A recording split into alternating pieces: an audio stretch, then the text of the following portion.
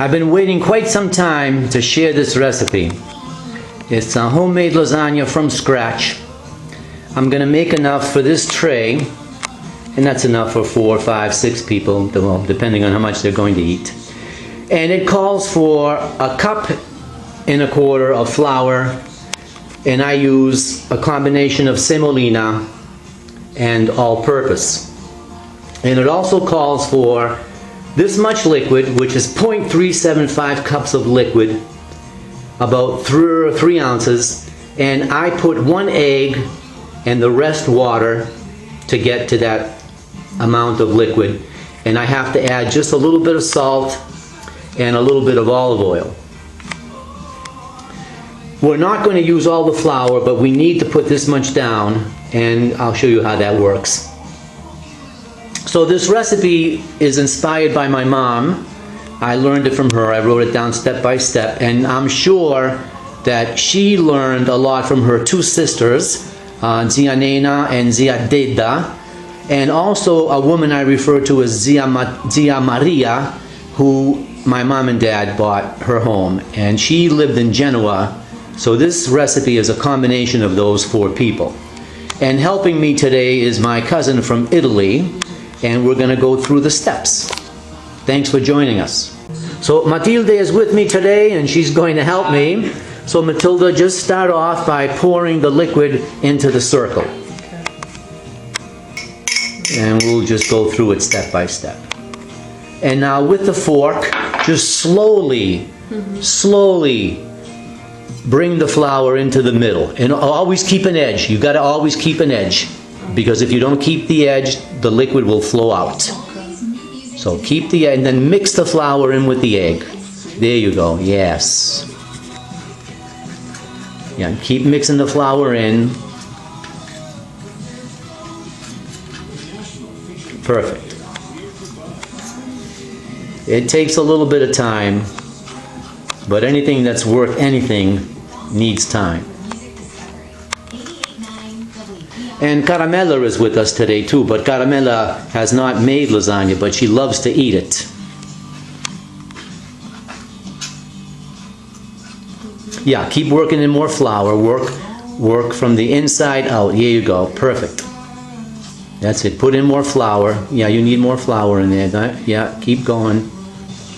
Just leave a little bit of a wall around the whole periphery.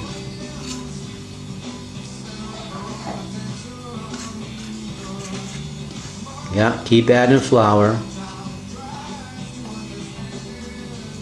A lot of this is, well, not a lot of it. This is all chemistry. So today it's raining here. There's more humidity.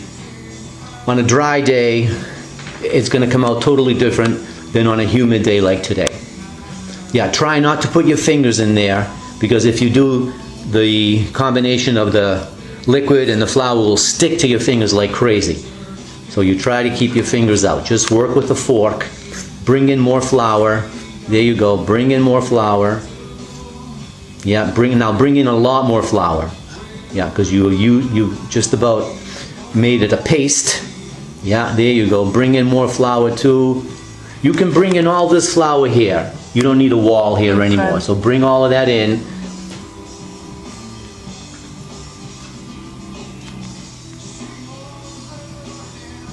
Excellent. And now with one hand, just move this wall away. Yeah, move it away. There you go. Move a little bit more away, because I don't think we're going to use all of that. Good. And now bring all that flour in together with the fork. No, don't use your hand, or it'll stick to your hand like you have no idea. You can't get it off. And it's a lot of fun making lasagna. You can get people involved. You can assign different tasks to different people. You have fun. Excellent. Yeah, bring in more flour now. With your hands, just bring the flour close to the ball. Yeah. Even the flour down that end. Bring this flour in. Bring that in. Yeah, you see how it's all coming together now? You can feel it, right? Mm-hmm. And pretty soon you'll be able to work with your hands. Caramella, che vuoi?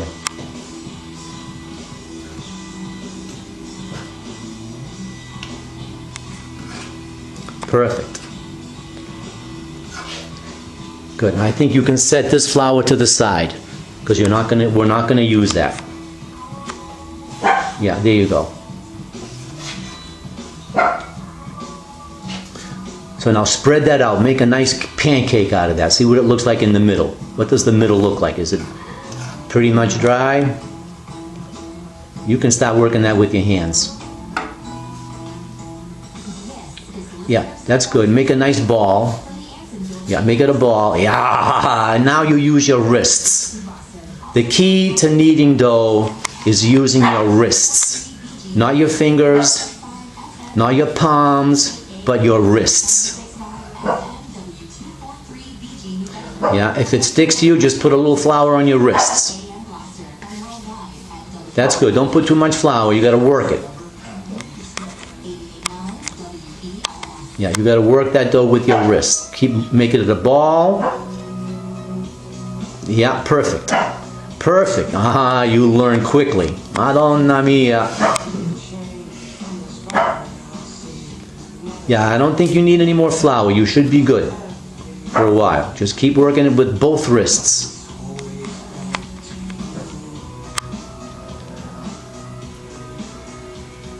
Nice.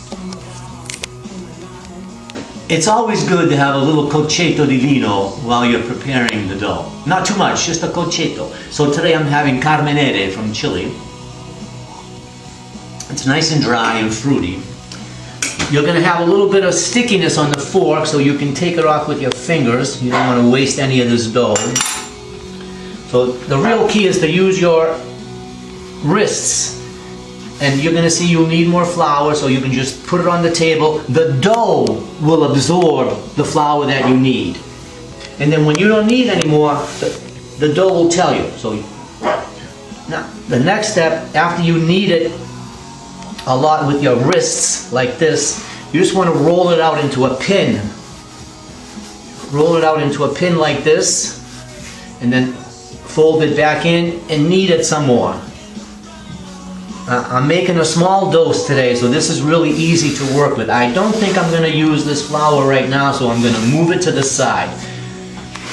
Some dough is always going to stick on the table. So with your fork, you can just scrape it off.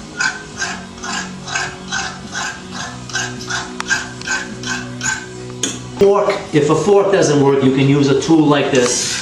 This also helps to clean it. You want the table where you knead the dough to be as clean and as smooth as possible. I'm using a marble table. Mom always used a wooden one. But the marble table I kind of like. It's easy to clean. And this is the key. You just keep doing this. Knead it out, roll it out into a long pin, fold it back in, and knead it some more. When the ball sticks together, this is already ready. Wow, this is fast. When the ball sticks together like this is ready to go. I'm going to work just a little bit more of dough here. I don't want to waste it, so I'm going to put it back in here and just work it in. The only flour I put to the side is just only flour, no pieces of dough or anything. And that's about it. So let's just roll this out one last time. See, now it doesn't stick to my wrists anymore. So this is just about ready. And whatever's left on the table, the dough will adhere to it and incorporate it into the ball. And that's the key, is the wrists. Of course, we could use a machine.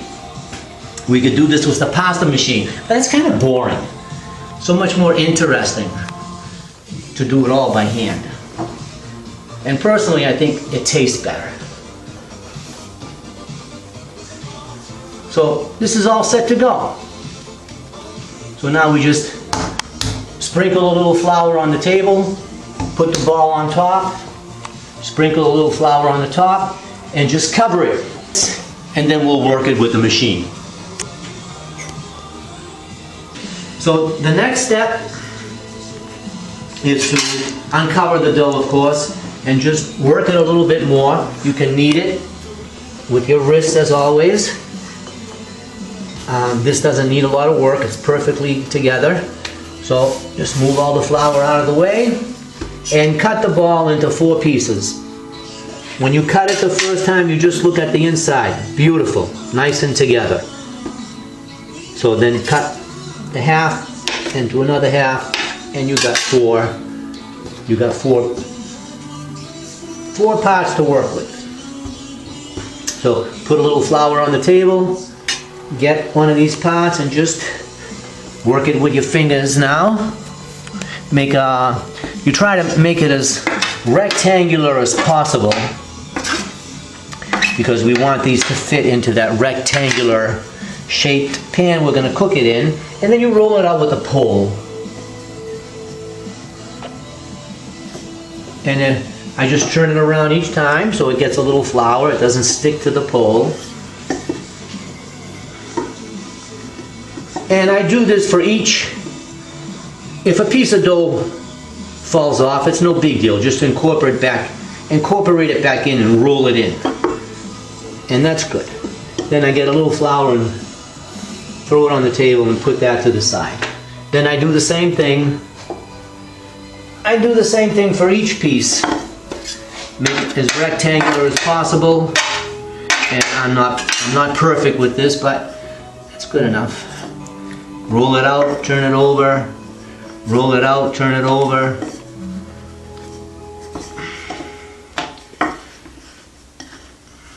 That's good enough. You don't have to do it much more than that because the machine is going to do our work for us. Again, just to go over this step again, push it out with your fingers. Use this tool to make it as rectangular as possible. And then just roll it out.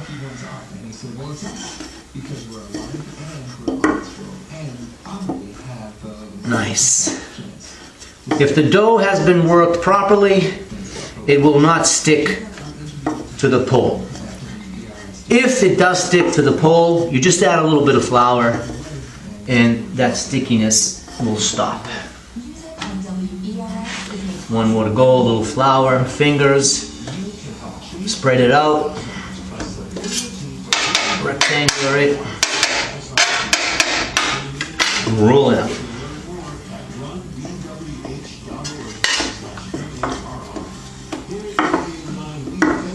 So even though it's a really humid day today, this pasta came out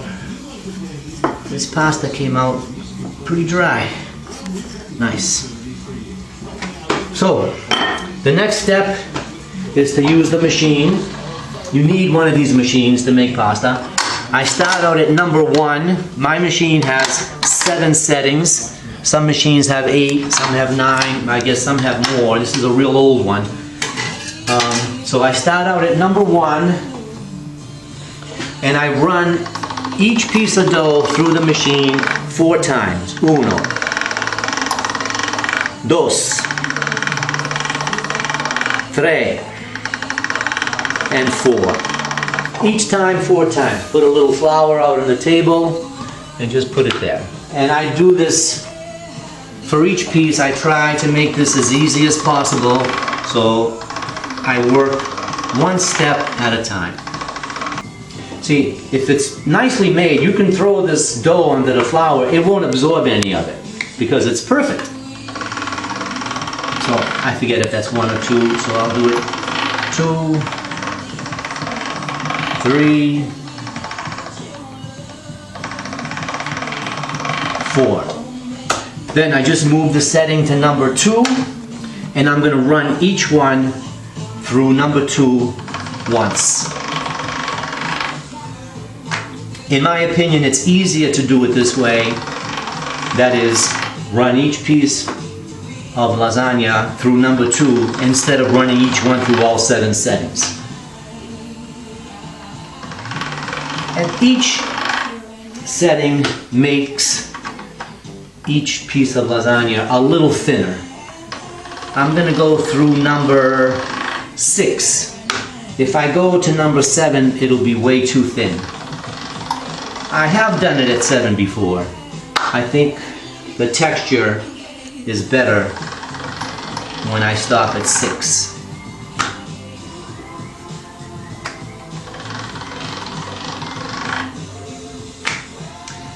So, number 4. Oh, nice. Look at that. Wow. This is so much fun.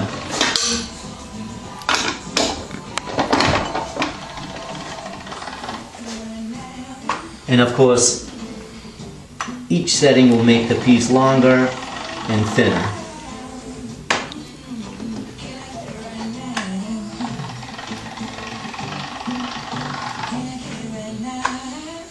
Let's go to number 5 and see what happens.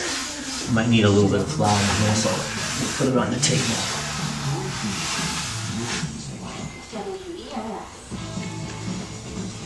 Number 5 should be interesting. Ah, mo sceso comincia a vedere. Guarda qua, guarda che bellezza.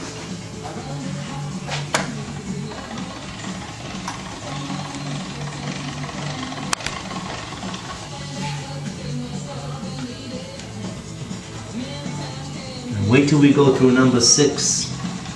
Com'è bella numero 6.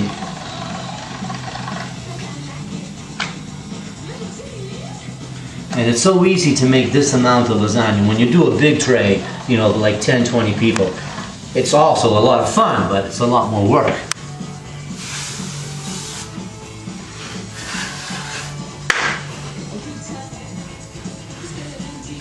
Number 6. Sometimes I cut it because it's going to get real thin now and it can be a little difficult to pull out the whole long piece. But you put it in and you pull it out with your, I put it in with my, at the top with my hand and pull it out with my left hand. So you can see how much longer that is. Nice, so just put it in at the top like this, let the machine catch it. The machine will do the work, you don't have to use your fingers or anything. Slowly let it in. Once it's gotten in, get your hand below it and gently, slowly pull it out. Wow. Wow, that's nice. That's really nice.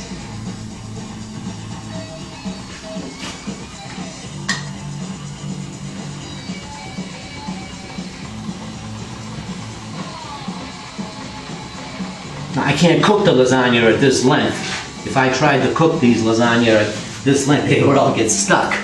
So I cut them, I'm going to cut them now, and I cut them according to the pan in which I'm going to cook them. Wow.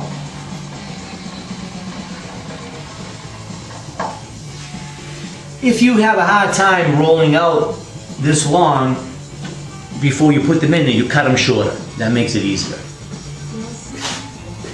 So I'm making the lasagna in this tray, and I'm going to cut these pieces basically. I can't cut it at the exact length of the tray because if I do, when I cook them, they're going to get longer. So they have to be a little shorter. So I'm going to say about like that. I'd say about an inch shorter than the tray because cooking them, they'll get longer. That's perfect. So I know the length right there.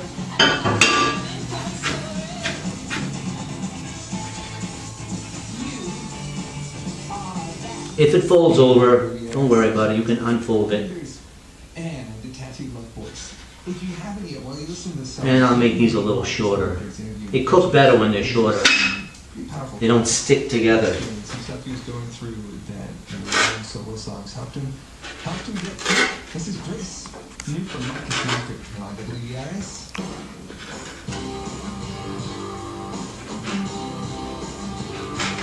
Mo la pasta la faccio riposare un po', mentre si riposa metto l'acqua a bollire.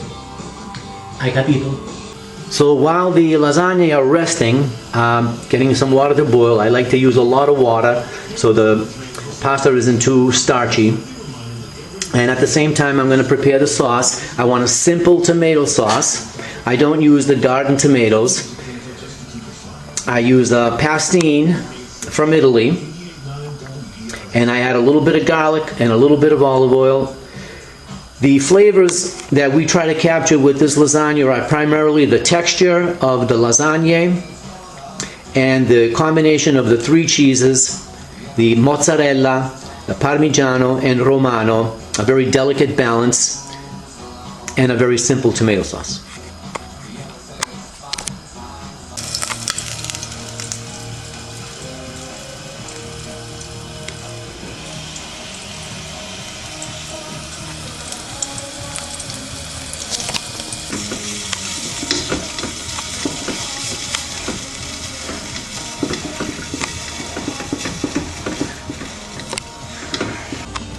The water is boiling, so Matilda is going to take 5 pieces of lasagna. We cook 5 at a time and just drop them slowly into the boiling water. I didn't cut the pieces that big today.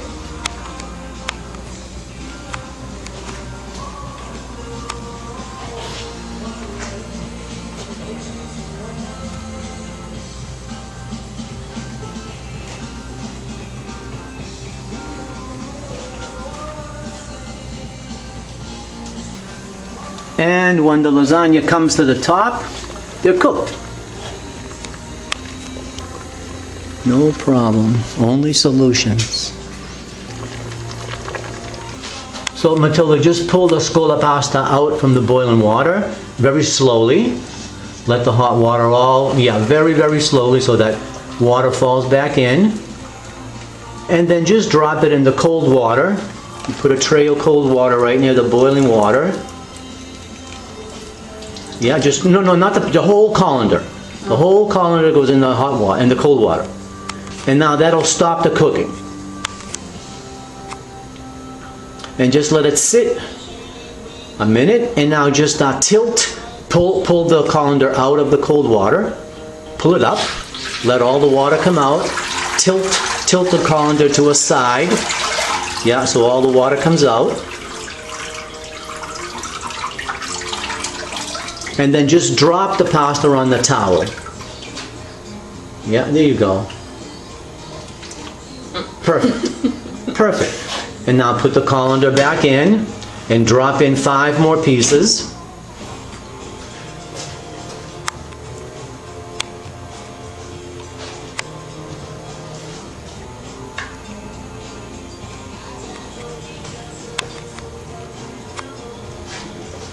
The most important part of doing this lasagna is just being organized. And this isn't the only way to do it, of course. There are many other ways to do so. So now just take a piece of the lasagna that's on the towel. You can just, and yeah.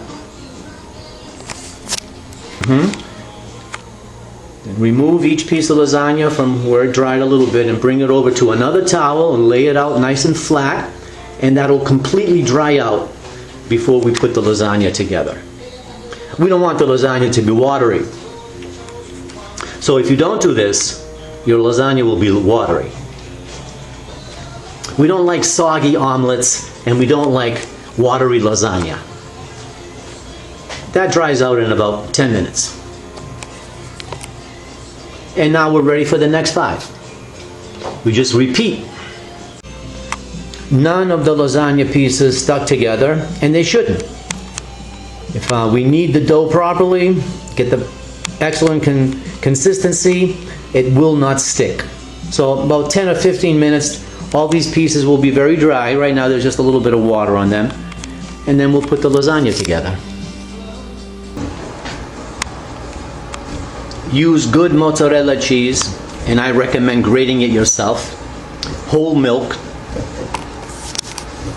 low moisture, and really good parmigiano and pecorino romano. And I'd say a little less than half a pound of each.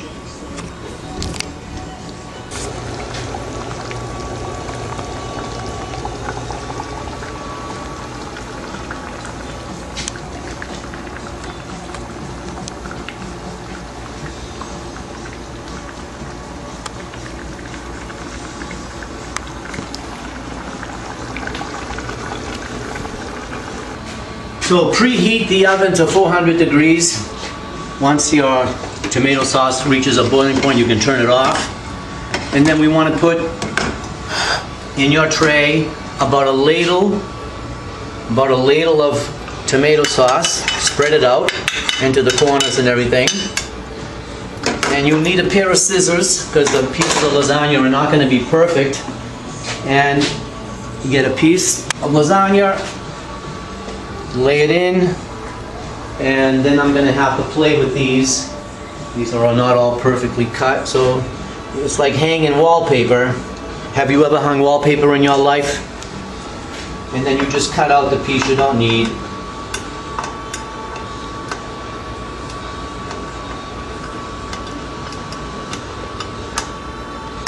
And you can use this down at the other end.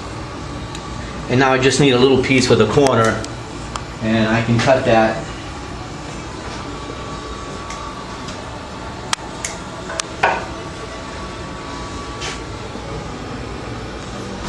So, tomato sauce on the bottom, lasagna on the top of that, another ladle of sauce on top of this.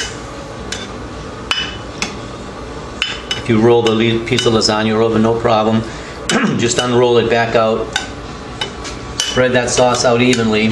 And then about half a handful. What do you think? That's half a handful. It doesn't have to make any difference which kind you put in first. This is the mozzarella. And then there's the parmigiano. And then the Romano. And we're going to keep making layers like this. We're going to get about anywhere between 10 to 15 layers. And it's going to be a very light lasagna. In a perfect world, each layer would fit this pan, right? But the world isn't perfect. So we got to be happy with what we've got.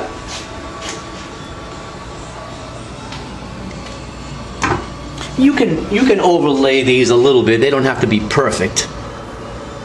But that's pretty good. Like this one, for example, I'm going to overlay this a little bit. That'll be okay. And then it's the same game. So this is the second layer. You can drop it in the middle and then spread it out.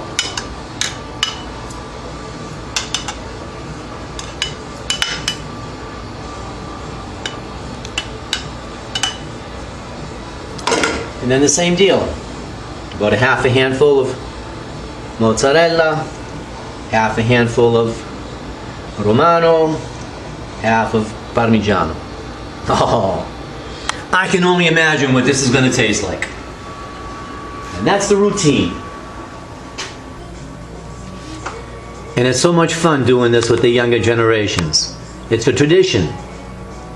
You just pass it on. Matilde is having a good time putting this lasagna together.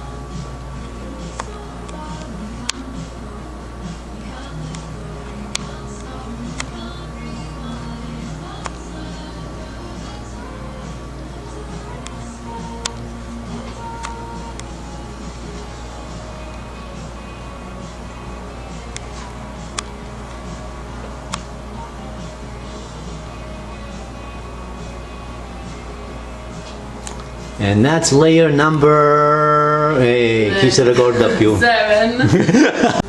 The last step before putting it in the oven is to run a knife all the way around the periphery of the lasagna, just like that. And the reason why we do this, the lasagna is going to cook and we don't want it to rise. And you want to use a knife that's not sharp, it's not serrated, and then puncture it.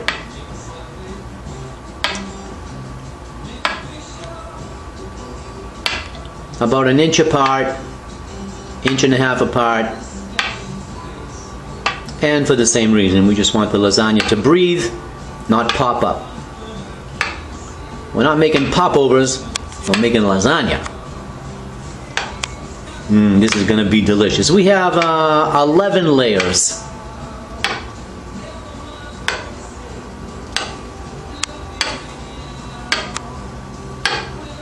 Okay.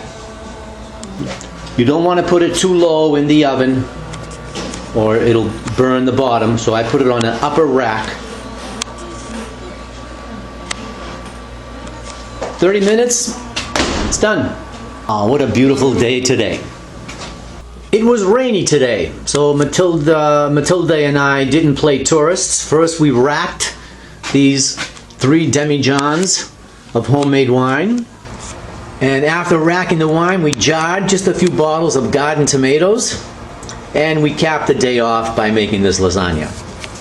La lasagna è cotta. We usually like to let it rest for about 20 minutes to half an hour before serving it. And there are some of us who like it even better the next day.